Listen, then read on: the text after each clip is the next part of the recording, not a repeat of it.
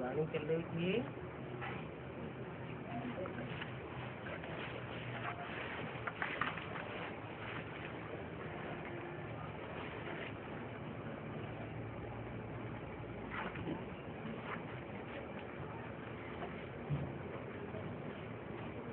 फरवरी 1967 की दूसरी लाइन में पहले पेज में बात चल रही थी। गुड मॉर्निंग के बाद बच्चों को कहा जाता है बाप को याद करो। गुड मॉर्निंग कै बजे से होता है? मॉर्निंग कै बजे से होता है?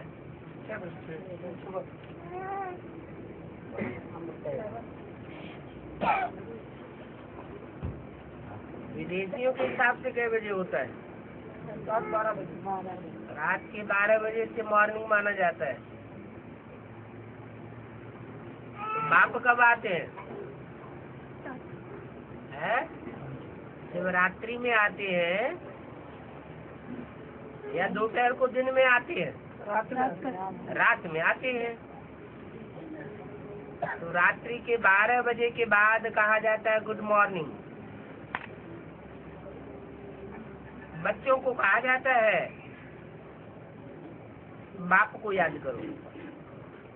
कितने बजे के बाद? 12 बजे के बाद है ना गुड मॉर्निंग शुरू हुआ। कौन से सन की बात है?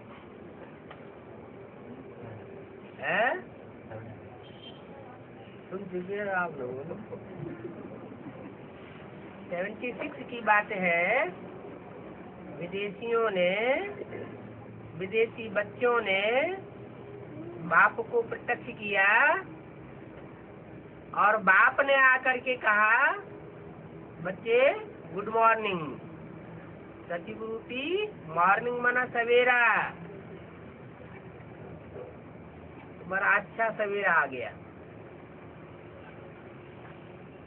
बाप को याद करो।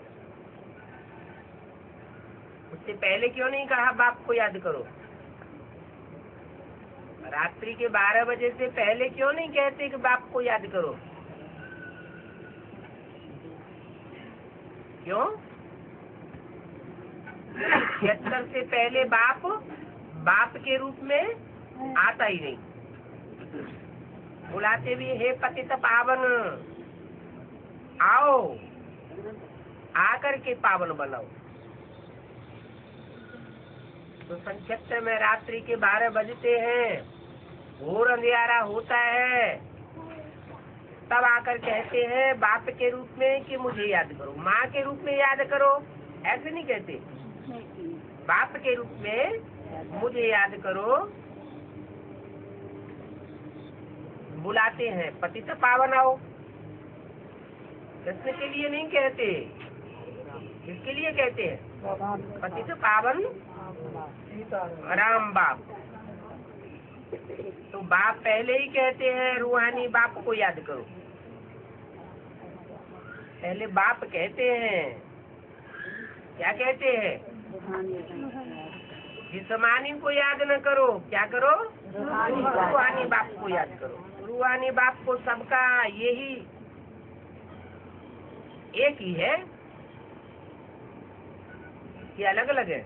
रूहों का बाप सबका एक ही है। फादर को कब सर्वव्यापी नहीं कहा जाता। एक है माना एक व्यापी है, और सर्व है माना सर्वव्यापी। जो भी आत्मा मात्र है और उनमें वो सुप्रीम सोल बाप व्यापक है तो सर्वव्यापी है। लेकिन ऐसे तो हो नहीं सकता। बाप एक होता है या अनेक होते हैं? एक होता है। ये तो बिल्कुल अनाड़ीपने की भूल है। क्या कि बाप को सर्वव्यापी बताई दिया। सब में व्यापक है और एक में व्यापक है। दो बातें हो गई। सर्व में व्यापक है माना बुद्धि भटकेगी, और एक में व्यापक है माना बुद्धि एक की तरफ जाएगी। एक की तरफ बुद्धि जाएगी तो फायदा होगा, बुद्धि एकाग्र होगी। और अनेकों की तरफ बुद्धि जाएगी तो बुद्धि भटक जाएगी, बिखर जाएगी, बुद्धि योग टूट जाएगा। तो फादर को कभी सर्वव्यापी नहीं कहा जाता। जो बाप आकर के समझाते हैं तो वो सर्वव्यापी कैसे हुए?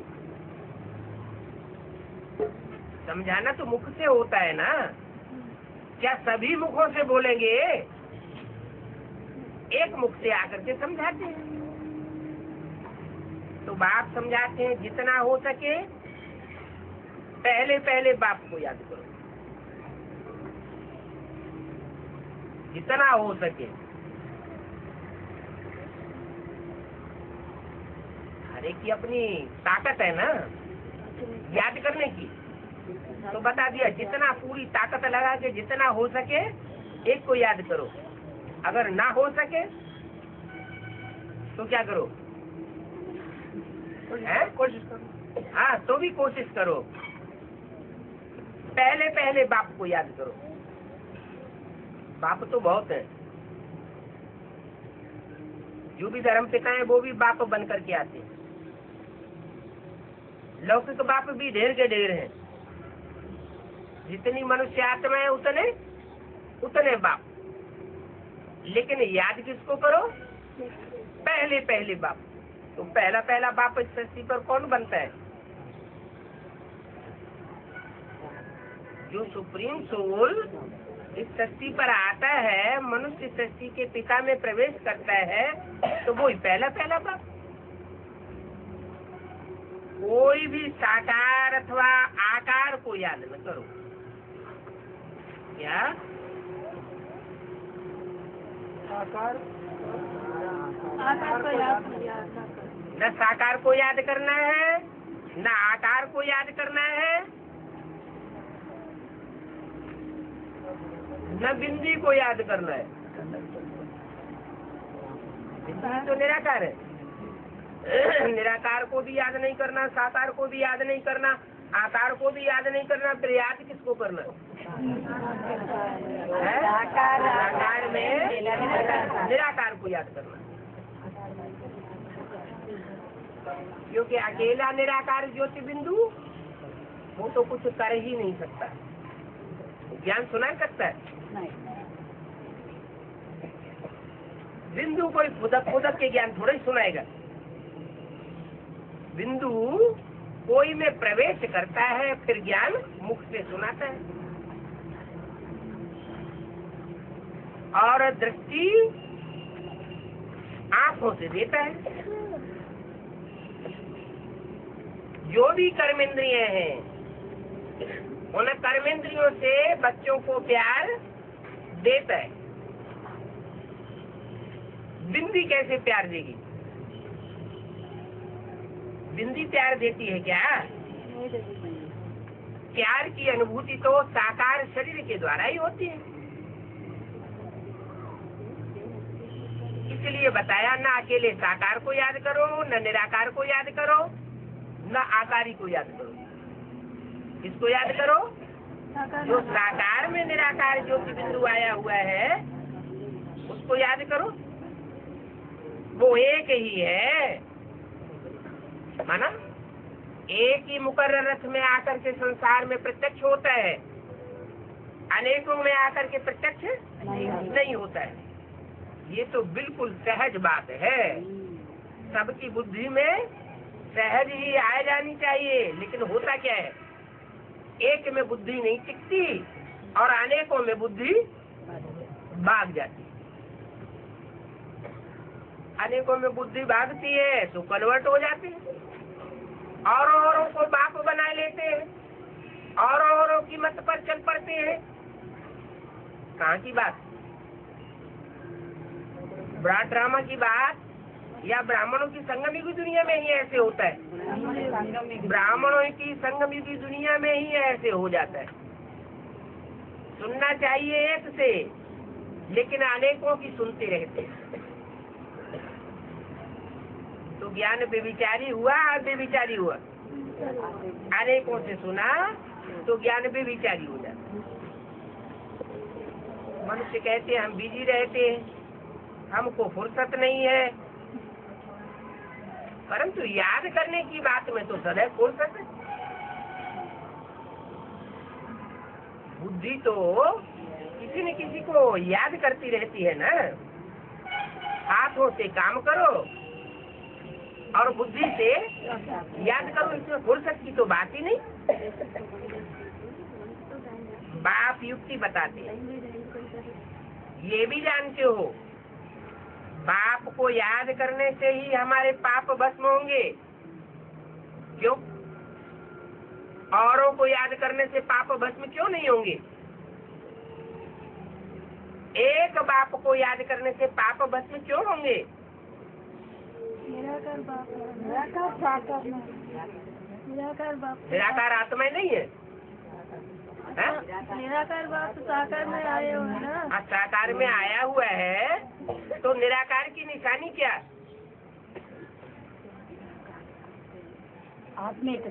निराकार की निशानी निसंकल्प, निराकारी, निर्विकारी और निरहंकारी। जो निराकारी होगा उसमें संकल्पों का घुमाड़ा नहीं चलेगा। अभी अभी अच्छा संकल्प चले, अभी अभी बुरा संकल्प चले, वो ऐसा नहीं होगा। वो तो अशोचता है। क्या अभोक्ता है, तो उसको सोचने करने की दरकार नहीं है। तो जिसको सोचने करने की दरकार ही नहीं है, अकर्ता कहा जाता है। जैसे कि कर्म करते हुए भी नहीं करता है, देखते हुए भी नहीं देखता, सुनते हुए भी सारी दुनिया ग्लानि करती है। सबसे ज्यादा ग्लानि किसकी होती है? बाप की ग्लानि होती है। तो ग्लानि को कान से सुनते हुए भी नहीं सुनता है। तो जैसे कि कर्मेंद्रियां है ही नहीं, इसलिए यादगार क्या बनाई है? शिवलिंग। और देवताओं के हाथ पांव नाक आंख कान दिखाएंगे, और शिव के हाथ पांव नाक आंख कान नहीं दिखाए जाते।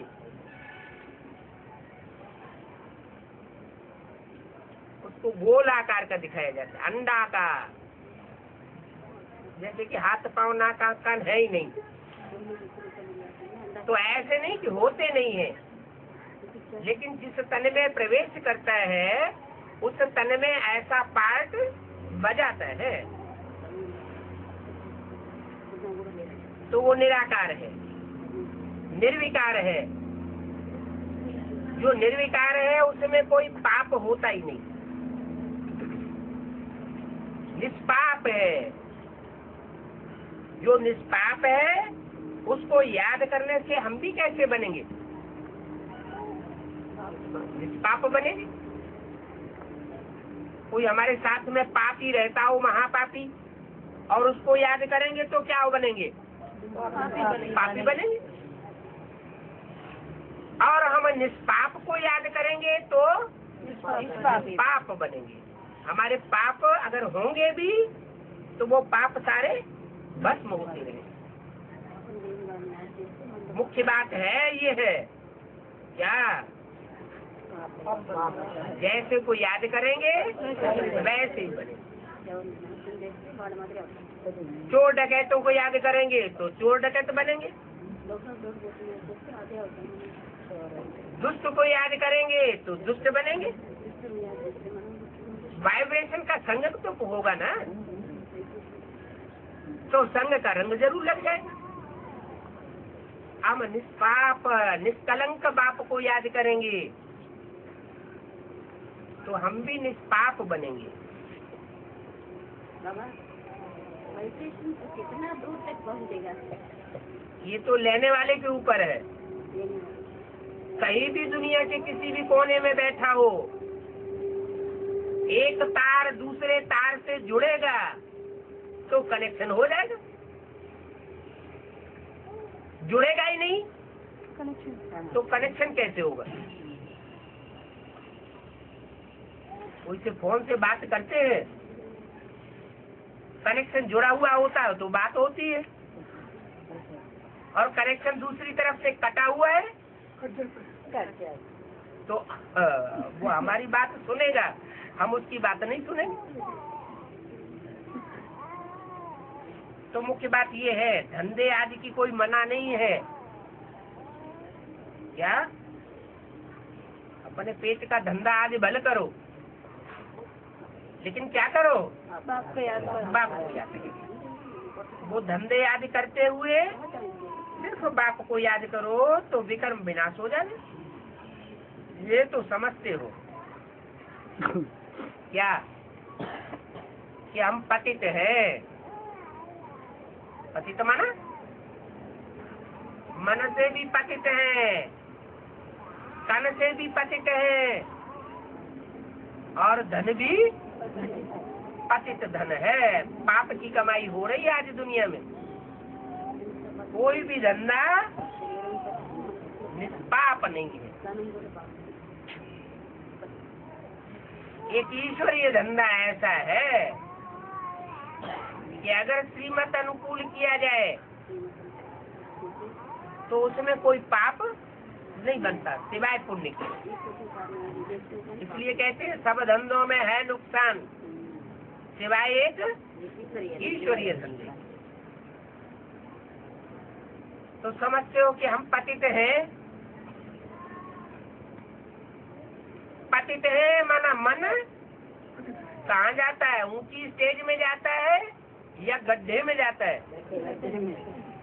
कितना प्रैक्टिस करते हैं ऊंची स्टेज बनाने की, फिर भी कहाँ जाता है? फिर भी गड्ढे में जाता है। मन से भी पतित। पतित माने गिरा हुआ। और जब मन पतित होता है तो तन भी, कर्म इंद्रिया भी गड्ढे में जाती। मन से भी पतित, तन से भी पतित। और तन सुखाला कब बनता है? तन स्वस्थ कब बनता है? जब धन होता है। लेकिन धन आज की दुनिया का कैसा है? पाप की कमाई। तो तन जैसे स्वस्थ होना चाहिए वैसा स्वस्थ नहीं हो सकता। तो पतित हैं साधु संत ऋषि मुनि, सब पतित हैं। क्यों? सब साधना करते हैं। क्या करते हैं? साधना करते हैं। क्या साधते हैं? इस चीज को साधने की साधना करते हैं। मन को भी साधने की साधना करते हैं। तन की शक्ति नीचे न गिरे,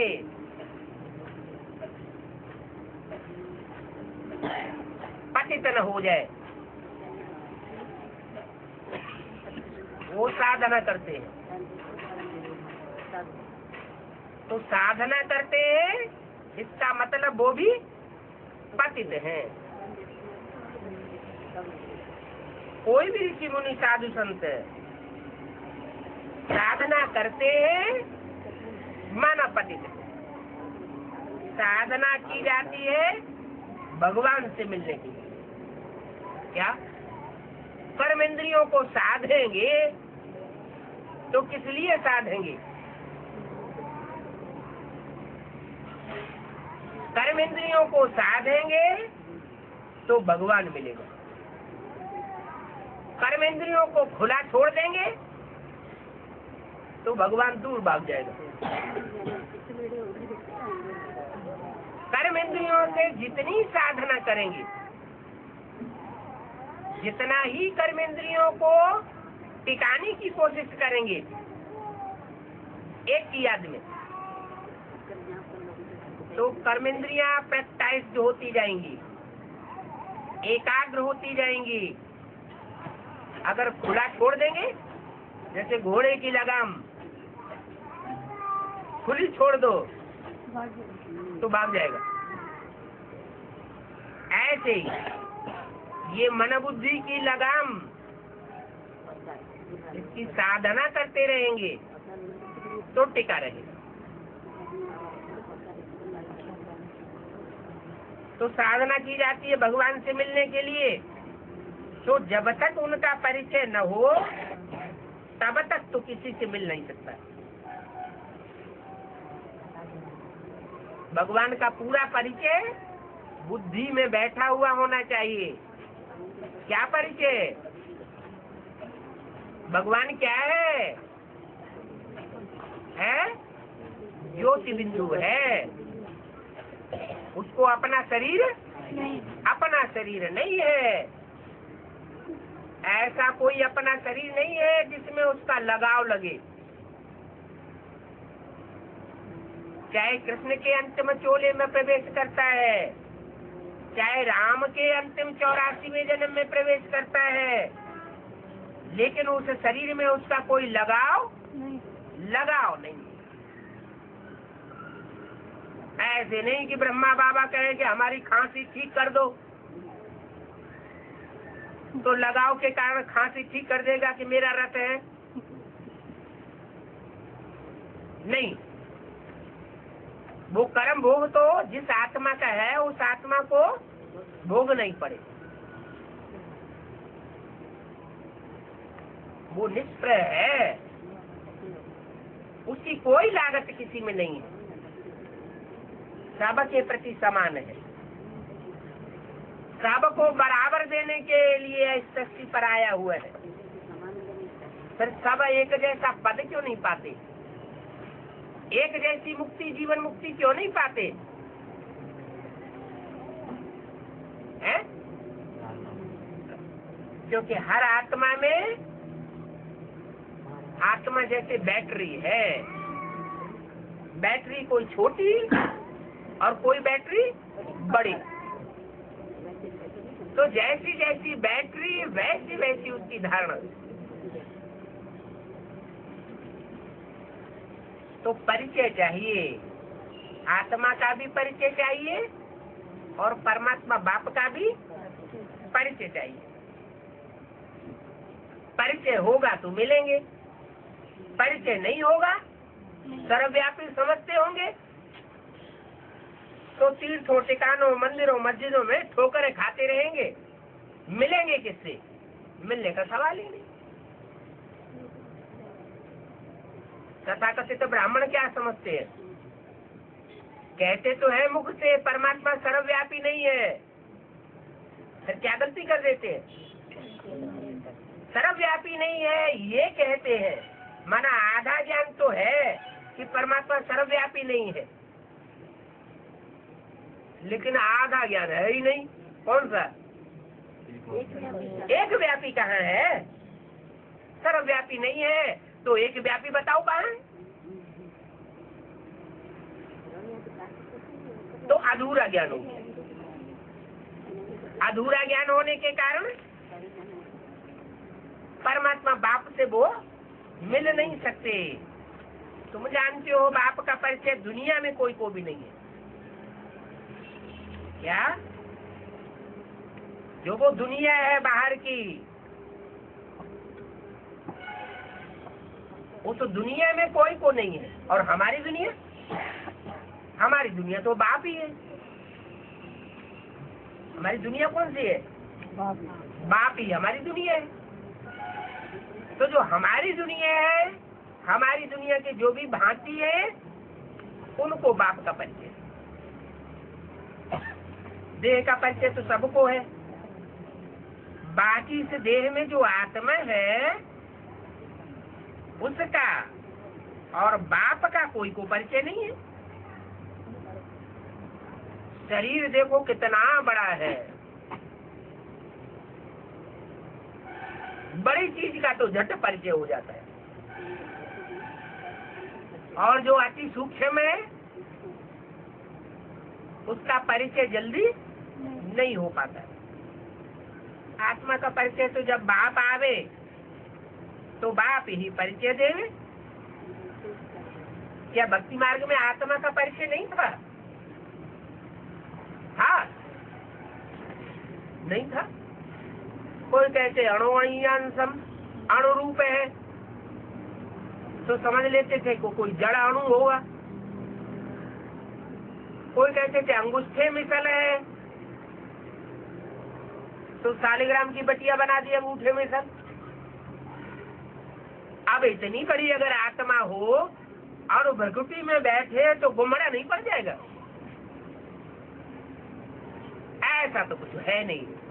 आत्मा सब ज्योति बिंदु है, और ये परिचय बाप आकर के देते हैं कि तुम आत्मा भी ज्योति बिंदु हो, मैं भी ज्योति बिंदु हूँ।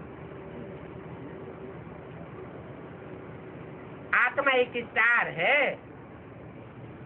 और वो स्टार बहुत सूक्ष्म है। जो आसमान के सितारे हैं वो तो देखने में आते हैं, और ये आत्मा रूपी सितारा तो इन आंखों से देख भी नहीं सकते। आधा कल्प एवर हेल्दी बनने के लिए है।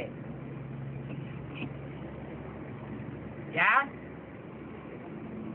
आधा कल्प आत्मा एवर हेल्दी बन करके रहेगी, कोई बीमारी नहीं होगी, 2500 साल तक कोई बीमारी नहीं। ये है रूहानी हॉस्पिटल। क्या वो तो होते हैं जिस्मानी हॉस्पिटल, जिस्मानी मनुष्यों के द्वारा बनाए हुए।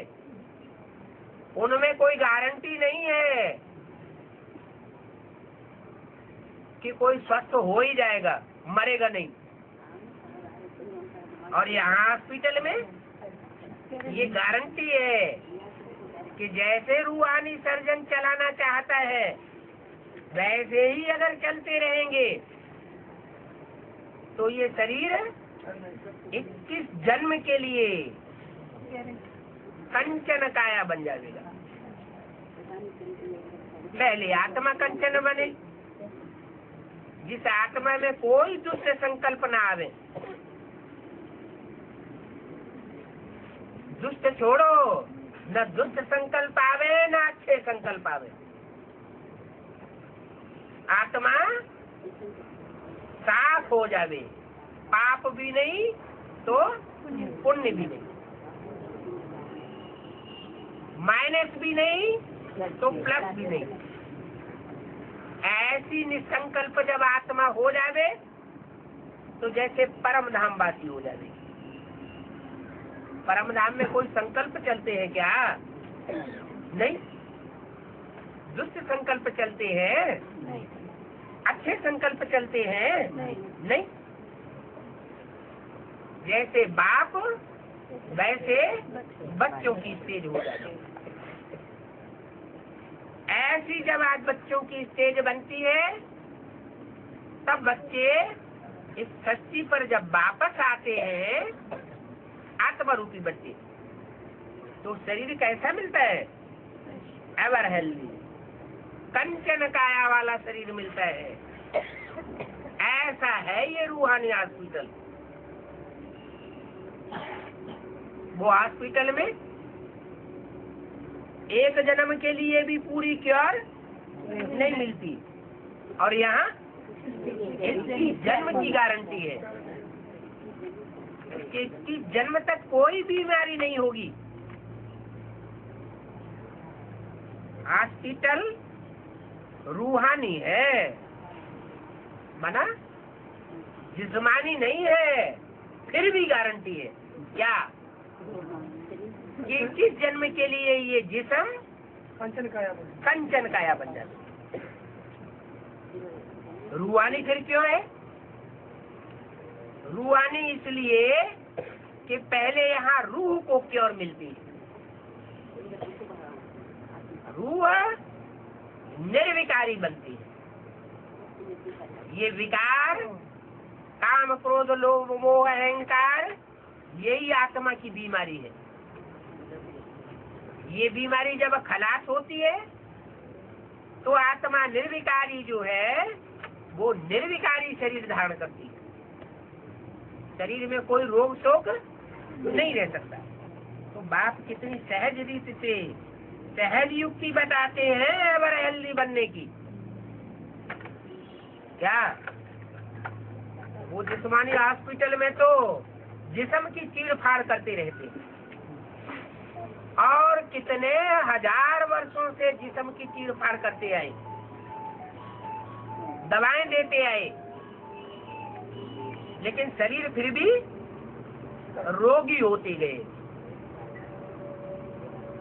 मर्ज बढ़ता गया ज्यों ज्यों दवा की। बीमारियां भी बढ़ती गई, दवाइयां भी बढ़ती गई, हॉस्पिटल भी बढ़ते गए, वैद्य और डॉक्टर भी बढ़ते चले गए और दुनिया की रोगियों की जनसंख्या भी बढ़ती चली गई। तो निदान हुआ या बीमारी का विस्तार हुआ? और ये विस्तार हो गया। बाप कहते हैं मैं अब ऐसा आकर के हॉस्पिटल खोलता हूँ रुआनी, जिसमें ये सब बीमारियां भी खलास हो जाएंगी, डॉक्टर भी नहीं जरूरत रहेगी, दवाइयों की भी जरूरत नहीं रहेगी। मैं ऐसी आकर के दवाई देता हूँ। कौन सी दवाई देता हूँ? ज्ञान का इंजेक्शन देता हूँ, ज्ञान की गोलियां देता हूँ। सारा दिन गोलियां गटकते रहो और बीमारी भागती रहे। अगर सारा दिन ज्ञान का स्मरण नहीं किया तो बीच में माया पकड़ लेती है। तो एवर हेल्दी बनने के लिए कितनी सहज युक्ति बताते हैं। ये है रूहानी हॉस्पिटल। आत्मा तो है अविनाशी, क्या? ये तो पक्की बात है कि आत्मा अविनाशी है, आत्मा का विनाश नहीं होगा। कितनी भी बीमारियां लग जाए, कितने भी विकार इसमें आ जाए, आत्मा महाविकारी बन जाए तो भी नष्ट होने वाली नहीं है। शरीर तो नष्ट होता है, वो जिस्मानी हॉस्पिटल होते हैं तो शरीर नष्ट हो, भले जिस्मानी हॉस्पिटल है तो भी जिस्म नष्ट हो जाते हैं। और यहाँ रूहानी हॉस्पिटल है, इसमें रूह के नष्ट होने की तो बात नहीं, लेकिन रूह सुधर जाती है, निर्विकारी बन जाती है।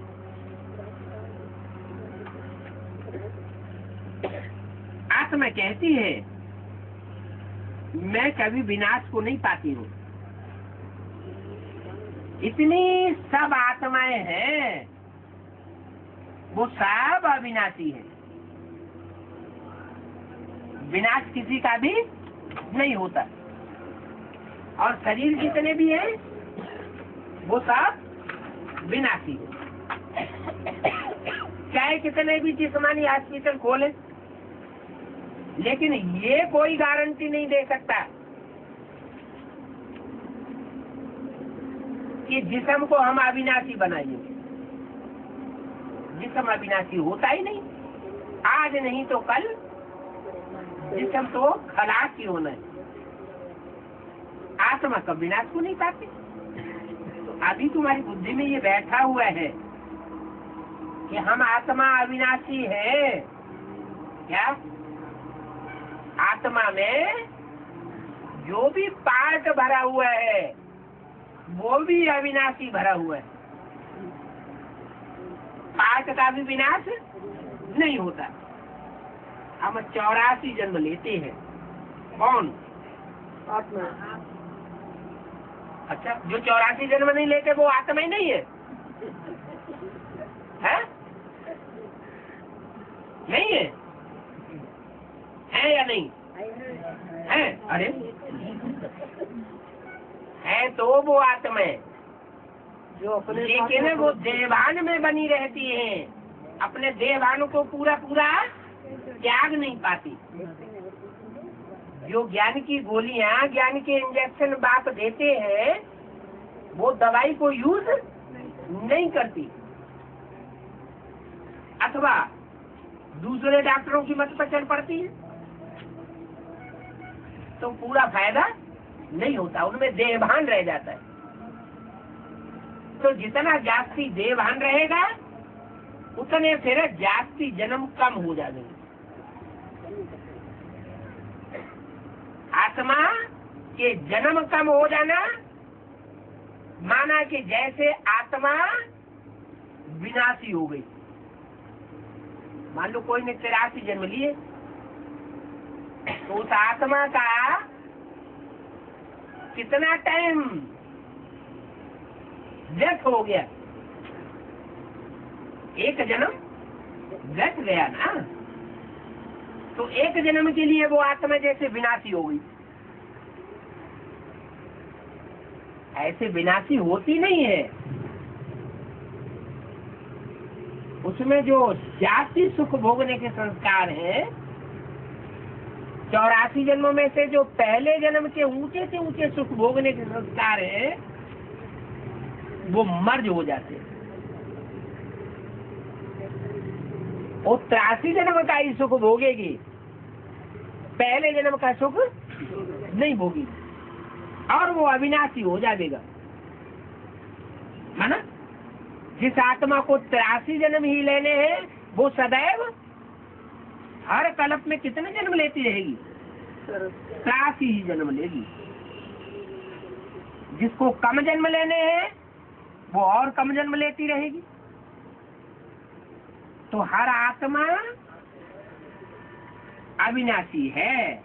अविनाशी होते हुए भी उसमें पार्ट जो है वो कम और जास्ती बुधा हुआ है। नंबरवार ये ड्रामा है, इसमें धर्म स्थापक कौन कौन है, कब आते हैं और कितने जन्म लेते हैं, ये बातें तुम जानते हो क्या?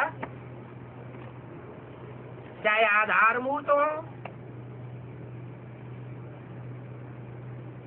चाहे स्थूल बीज रूप हो, और चाहे सूक्ष्म बीज रूप हो। बड़े से बड़ा धर्म स्थापक कौन है? बड़े से बड़ा इस्लाम है। तो बड़े का बड़ा पल्ला, बड़े से बड़े का पल्ला पकड़ना है। बड़े से बड़ा धर्म स्थापक है शिव बाबा, वो है सूक्ष्म बीज। बड़े से बड़े सनातन धर्म का सूक्ष्म बीज है, और उसका स्थूल बीज कौन सा है? प्रजापिता। और उसका आधारभूत कौन है? ब्रह्मा बाबा।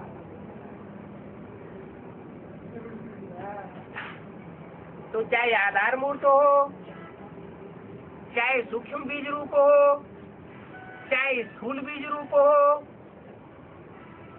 उन धर्म पिताओं को हम जानते हैं और दुनिया में कोई नहीं जानता। वो सिर्फ इतना जानते हैं, हमारे धर्म का धर्म पिता इब्राहिम, मोटा मोटा जान लेते हैं। लेकिन ये थोड़े जानते कि जो इब्राहिम ऊपर से आया, उसका अपना शरीर कौन सा होता है? जो ऊपर से आता है, जो भी धर्म पिता पहली बार, उसका अपना शरीर होता है क्या? अपना शरीर तो होता ही नहीं। फिर वो कैसे इस सृष्टि पर पार्ट बजाता है? तो वो हम जानते हैं ना, दुनिया में और तो कोई नहीं जानते। 84 जन्म गाए जाते हैं। क्या कहा? कितने जन्म गाए जाते हैं? 83 जन्म नहीं गाए जाते। क्यों? है? हाँ, जो ऑलराउंड पार्टधारी है वो देवता बनते हैं। जो देवता बनते हैं उनका गायन होता है। जो देवता नहीं बनते, असुर के असुर ही रह जाते हैं, देह अभिमानी के देह अभिमानी रह जाते हैं, उनका गायन नहीं होता, उनका पूजन नहीं होता। 84 जन्म लेने वाले गाए जाते हैं। तो जरूर किसी एक ही धर्म के होंगे। कौन? जिनके 84 जन्म गाए जाते हैं वो एक ही धर्म के होंगे, दूसरे धर्म में कन्वर्ट होने वाले नहीं होंगे। तो कितने हुए टोटल? अरे 84 जन्म लेने वाले कितने हुए? 9,16,108। सबके तो 84 जन्म नहीं हो सकते। मानो 500-700 करोड़ जो भी मनुष्य आत्माएं हैं, सबके 84 जन्म नहीं हो सकते। सब धर्म इकट्ठे तो आते ही नहीं है जो 84 जन्म हो। कोई ड्रामा के बीच में आते हैं, तो उनके आधे जन्म कम होंगे कि नहीं होंगे?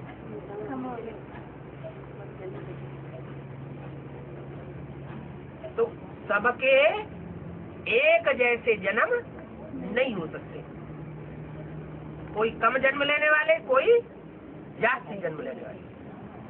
जो ऑलराउंड पार्ट बजाने वाले हैं, 84 जन्मों में पार्ट बजाने वाले हैं,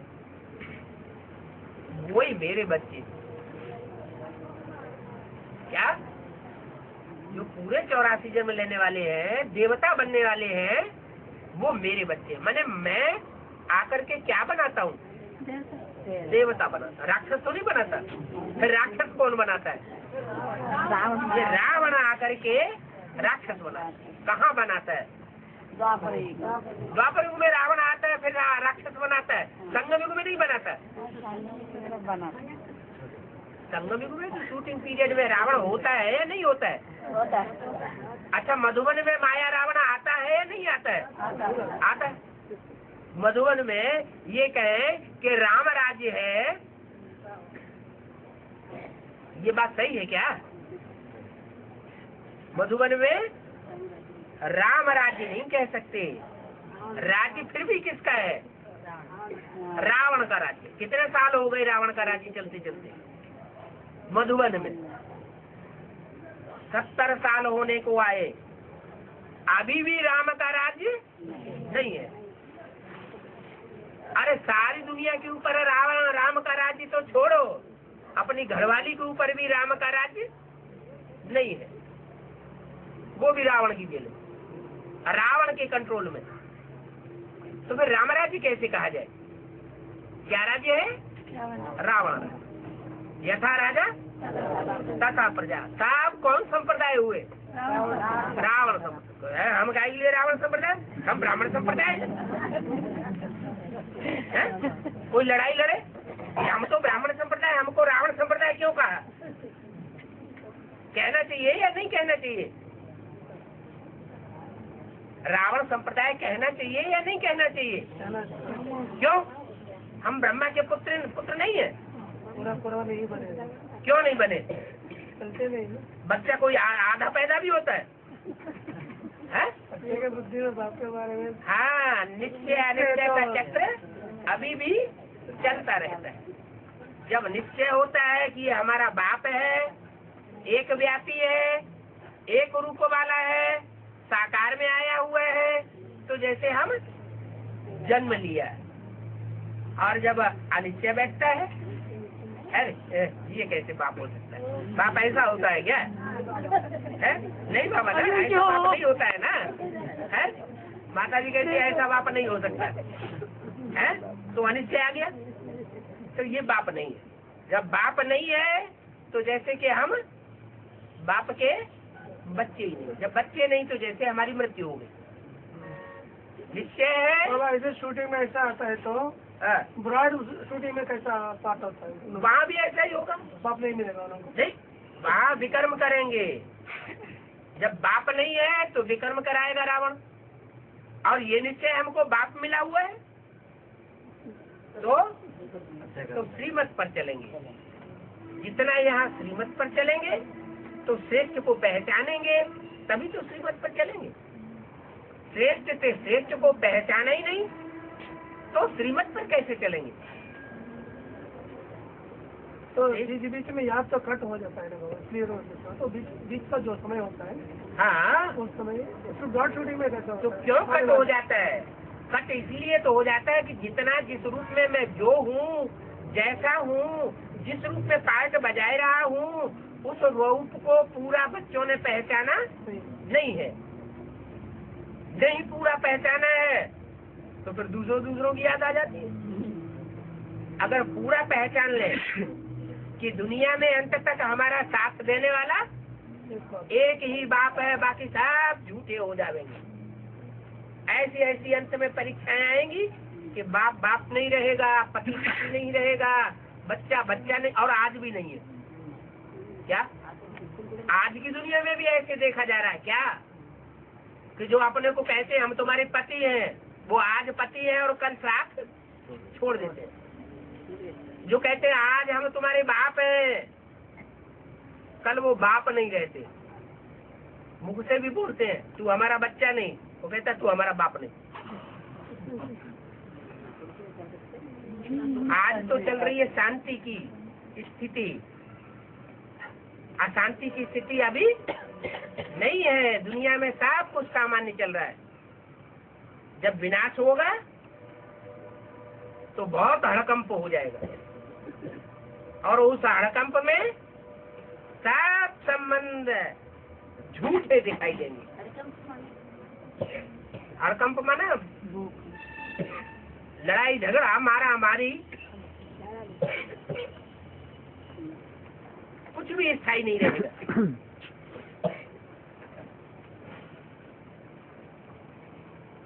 तो 84 जन्म जिनके गाए जाते हैं वो जरूर एक ही धर्म के होंगे, दूसरे धर्म में कन्वर्ट होने वाले नहीं होंगे। सबके तो हो नहीं सकते, सब धर्म इकट्ठे आते ही नहीं है। क्या कहा ड्रामा में? ये नूद ही नहीं है कि सब धर्म पिताएं एक साथ इस सृष्टि पर आ जाए। जो जितना धर्म पिता पावरफुल, वो उतना ही पहले इस सृष्टि पर आकर के अपना धर्म स्थापन करता है। हम दूसरों का हिसाब क्यों बैठ करके निकालें कि कौन धर्म पिता कब आता है, कौन से धर्म की स्थापना करता है? ये हमें हिसाब लगाने की जरूरत नहीं। हम कौन सा हिसाब पहले निकालें कि आज सनातन देवी देवता धर्म का स्थापन होता है, वो धर्म पिता इस सृष्टि पर कब आता है? जानते हैं फलाने फलाने समय पर धर्म स्थापन करने आते हैं, उसकी फिर वृद्धि होती है। सबकी पिछाड़ी तो आखिरी होनी ही है। सतो प्रधान से तमो प्रधान तो सबको कोई बनना ही। ऐसा एक भी धर्म वाला नहीं है जो पहले सतो प्रधान और अंत में तमो प्रधान न बने। दुनिया जब तमो प्रधान होती है तो बाप आकर के सतो प्रधान सत्य की दुनिया बनाते हैं। सब धर्म जब तमो प्रधान हो जाते हैं, धर्म के नाम पर अधर्म हो जाते हैं,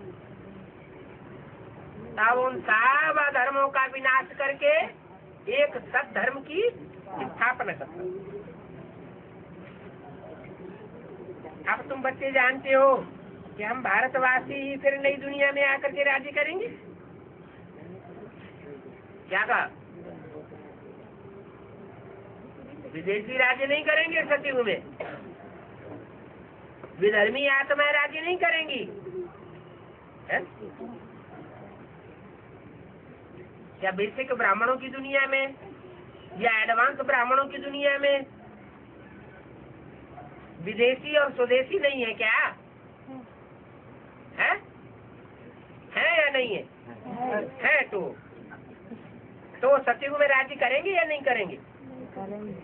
सतयुग में वो भी राज्य हमारे ऊपर करेंगे। वो करेंगे भी तो बाद के जन्मों में करेंगे। और इस जन्म में जो बाप हमको राजाई देने आया हुआ है, इस जन्म में दूसरे धर्म की आत्माएं और विधर्मी आत्माएं, दूसरे देश की आत्माएं, वो हमारे ऊपर राजाई नहीं कर सकती, अभी भी नहीं कर सकती। क्या? जो बाप के बच्चे हैं उनके ऊपर वो कितना भी चाहे कि हम इनके ऊपर कंट्रोल करें, वो हमारे ऊपर कंट्रोल नहीं कर सकती, अभी भी नहीं कर सकती। यज्ञ के आज में भी उन्होंने हमारे ऊपर कंट्रोल नहीं कर पाया। और जब नई दुनिया बनेगी तो भी विधर्मी और विदेशी आत्माएं हमारे ऊपर कंट्रोल नहीं कर सकेंगी। हम भारतवासी ही नई दुनिया में आकर के राज्य करेंगे और कोई धर्म नहीं होगा। और धर्म की आत्माएं बाद में आवेंगी। जिस समय हम नई दुनिया में आवेंगे उस समय वो आत्माएं नहीं होंगी। तो तुम बच्चों में भी जिनको ऊंच मर्तबा लेना है वही याद का जास्ती पुरुषार्थ करते हैं। क्या तुम बच्चों में भी याद का पुरुषार्थ जास्ती कौन करते हैं? जिनको ऊंच मर्तबा लेना है वो जास्ती याद का पुरुषार्थ करते हैं, और जिनको नहीं लेना है वो पुरुषार्थ ही नहीं करते।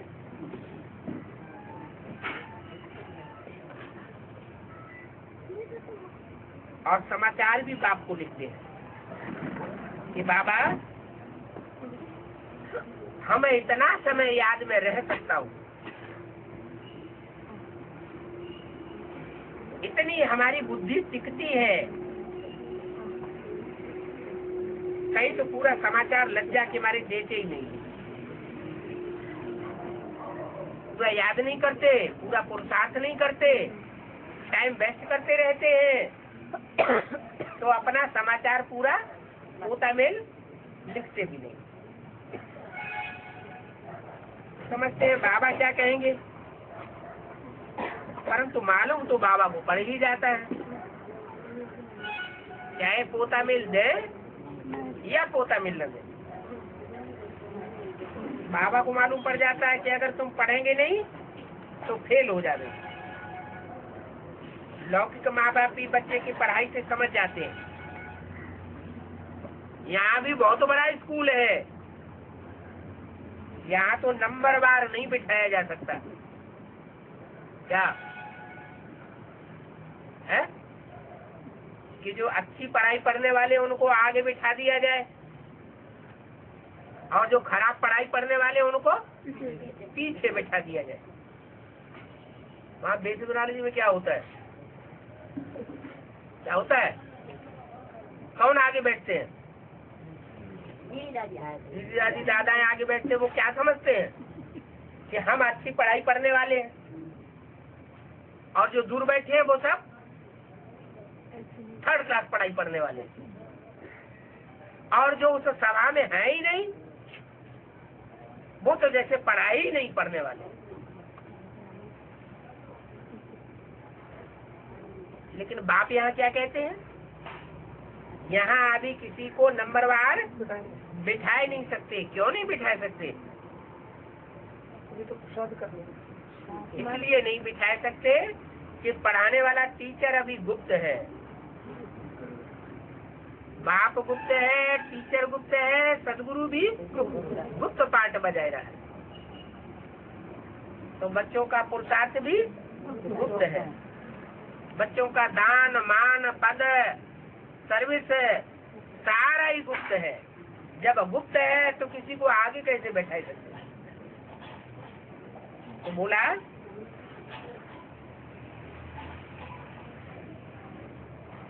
नंबरवार नहीं बिठाया जा सकता, बुद्धि से समझा जाता है कि ये ऊंच पद पाने वाले हैं, ऊंच नंबर में आने वाले हैं। नंबरवार तो होते ही है। अभी अहमदाबाद में बाबा अच्छे अच्छे बच्चों को भेज देते हैं। क्या कहा? अभी माने कब? कब की बात है? 67 की बात है कि 67 में 67 में गुजरात में बाबा के द्वारा स्थापन किया हुआ पहला सेंटर स्थापन हुआ। उससे पहले गुजरात में कोई सेवा नहीं हुई थी, तो बाबा वहाँ अच्छे अच्छे टीचर्स भेजते थे। तो बाबा अभी अहमदाबाद में अच्छे अच्छे बच्चों को भेज देते हैं। वो बच्चे चले जाते हैं तो लिखते हैं महारथी चाहिए। तो जरूर समझते हैं ना कि वो हमारे से नामी ग्रामी और होशियार हैं।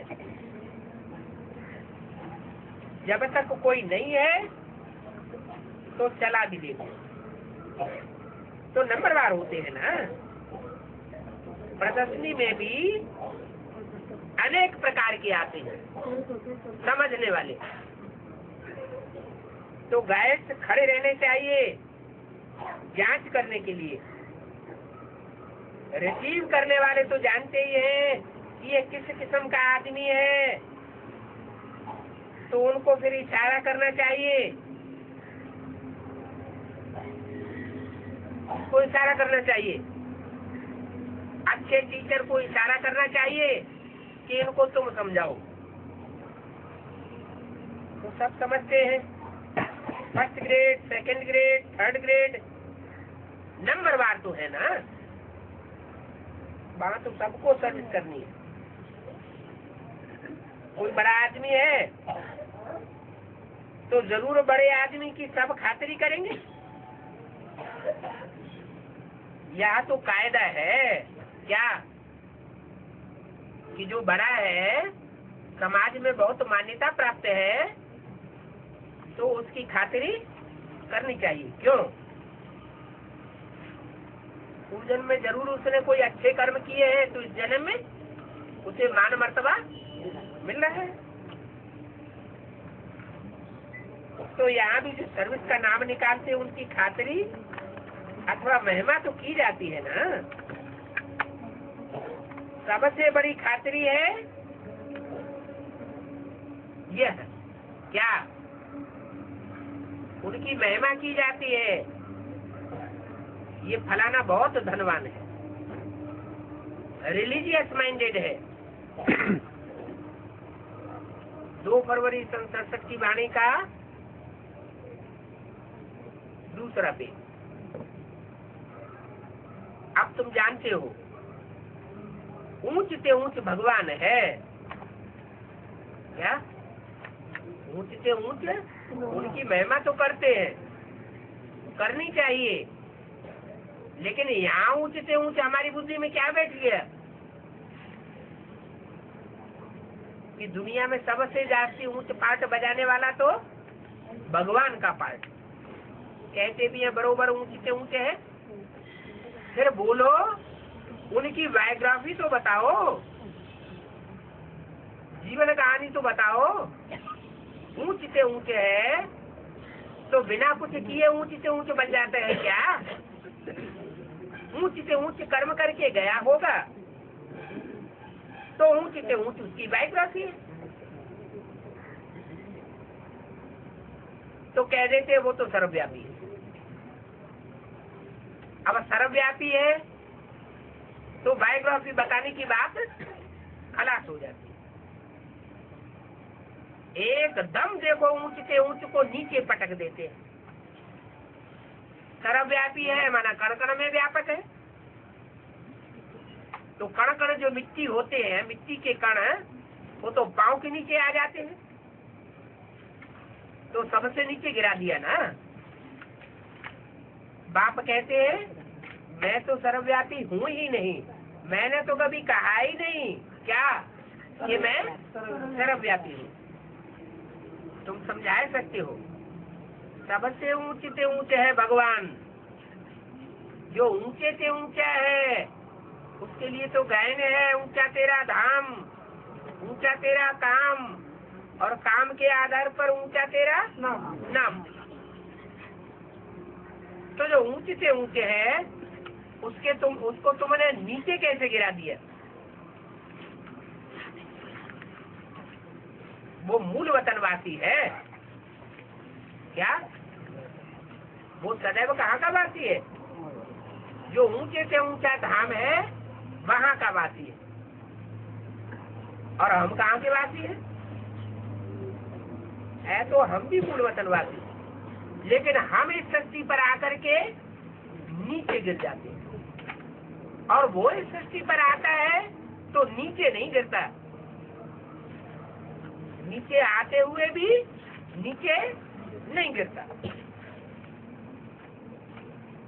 तो जो ऊंचे से ऊंचे ठहरा उनको फिर सर्वव्यापी कह करके एकदम ऊपर से धक्का लगा करके टिक्कर बिस्तर में ठोक देते हैं क्या? जो मिट्टी की तरह ढेले बन करके टूट जाने वाले हैं। मिट्टी का ढेला होता है ना, उसमें बूट की ठोकर लगाओ तो क्या होगा? मिट्टी का ढेला बिखर जाए।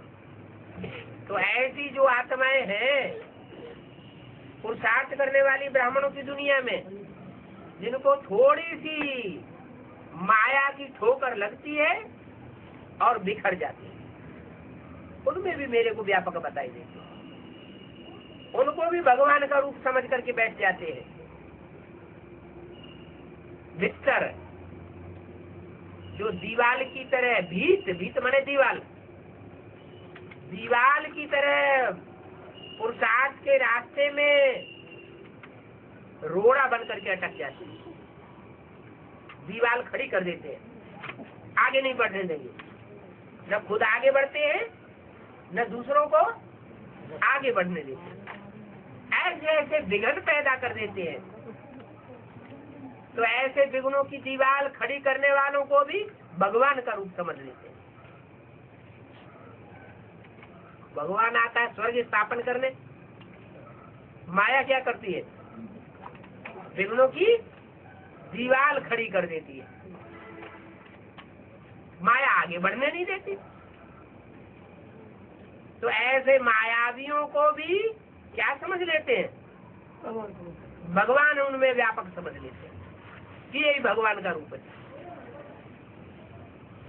फिर वो मायावी आत्माएं जो है वो भी अपने को समझ के बैठ जाती हैं, बड़े बड़े पोस्टर छपाते हैं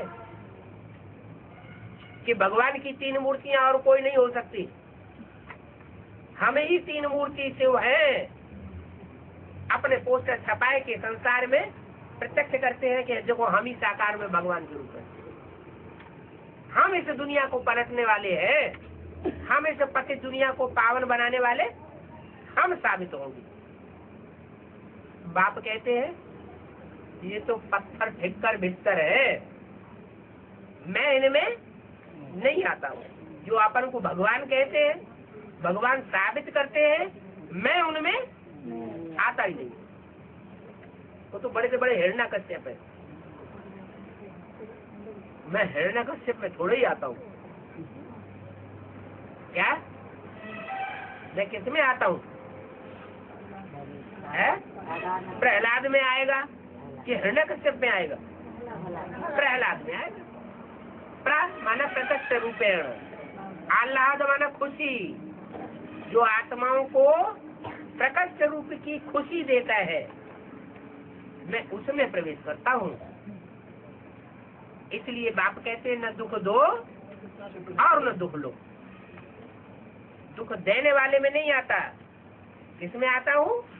सुख देने वाले और सुख लेने वाले में।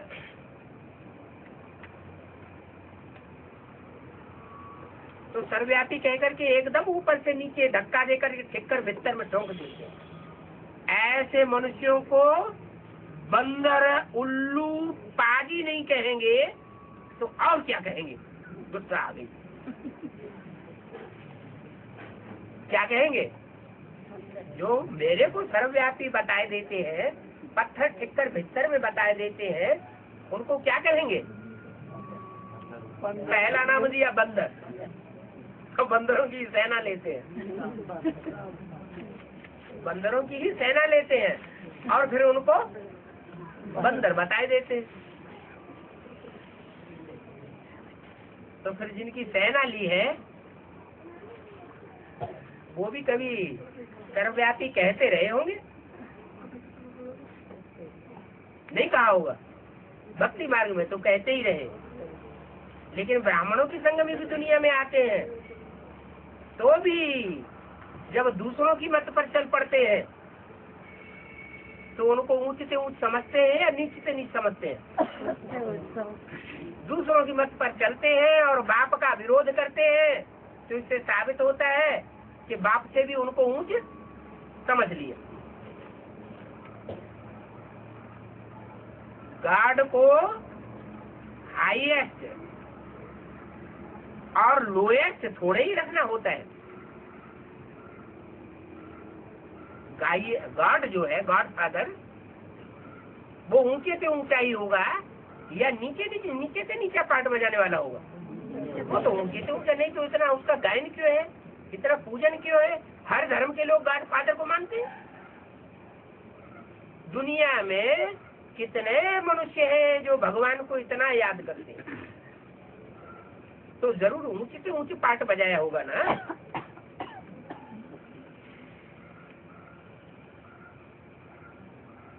एकदम हाईएस्ट से फिर लोएस्ट बना देते हैं। तो मनुष्यों को रखना होता है हाईएस्ट और लोएस्ट। अब तुम जानते हो कि हम जो हीरे मिसल थे अब कौड़ी मिसल बन पड़े। कारण क्या हुआ? हम कौड़ी मिसल क्यों बन पड़े हैं? अनेकों को याद करने से नहीं, कौड़ी को याद करने से कौड़ी मिसल बन पड़े। काम विकार प्रधान है ना,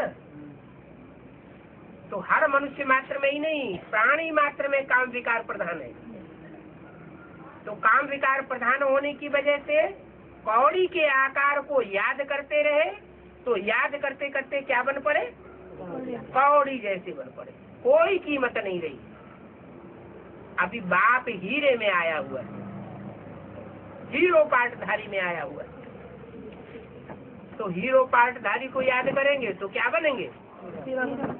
कौड़ी से हीरा बन जाएंगे।